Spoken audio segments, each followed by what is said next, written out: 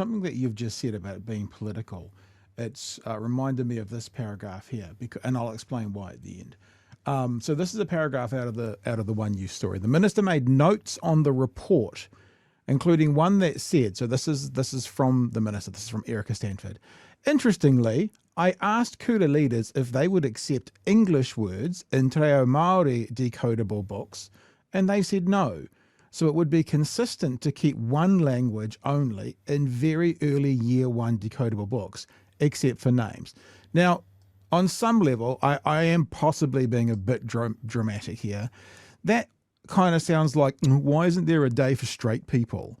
You know, like if they can have it their way, just all Māori, then we should be able to have it our way, which is just all English. Now, it's a bit of a nicky way to think about it and think, but it does seem a little bit like Erica Stanford saying, but if Māori, if Kura leaders are saying no English in Māori books, then surely logic must dictate no Māori in English books. You know what I mean? It feels like it's got something to it. It's a bit icky. Yeah. I think it's just a real lack of understanding about how endangered languages need to operate in order for them to survive. This is about the survival of our language.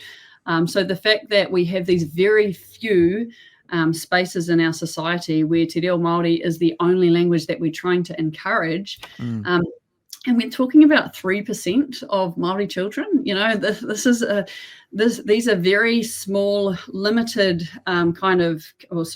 these are confined spaces where Te Reo Māori is able to be used. And, you know, even within that, it's just crazy to think that you could make that same comparison, because these are just not equal arguments. You know, our kids see English everywhere. You know, English is a dominant language of the globe. It just seems crazy to think that, you know, there's any comparison that can be made between those answers. And, you know, if they looked at any other examples of endangered languages, you know, look at Gaelic, look at any of you know, the languages that are trying to revive themselves, they would be making the exact same decisions in order to create some safety around the language. So, yeah. Yeah. I'll after we're finished here, I'll send you an interview we did. We spoke to the Welsh Language Commissioner about revitalising, because we asked the same question: what are other countries that have a dominant English language but a Indigenous language other than doing? And I looked at it quite heavily, and it's a pretty ugly find. But what we found is that for colonised countries whose Indigenous language we could call white, like in Wales or in Scotland or stuff, then they have rules and laws around making the Indigenous language first, literally on road signs and stuff. And in the colonised countries where the Indigenous language could be classified as brown, they're the ones that I'm still minimising it to this day. And that's what I've personally done, that gone around the world, literally spoken to the Welsh Language Commissioner, and that's what we found. And it's pretty revolting. Pretty revolting. Yeah. Yep. There's a whole stream of things I could say in response to that. But yeah, you're right. I mean, I think that's the beauty, and partly, you know, one of the things that I'd encourage your audience to think about is what is the role of Pākehā? You know, I'm a Pākehā as well. I'm half Pākehā, and so I like to talk to, you know, my Pākehā people and say, you know, how do we do this? How do we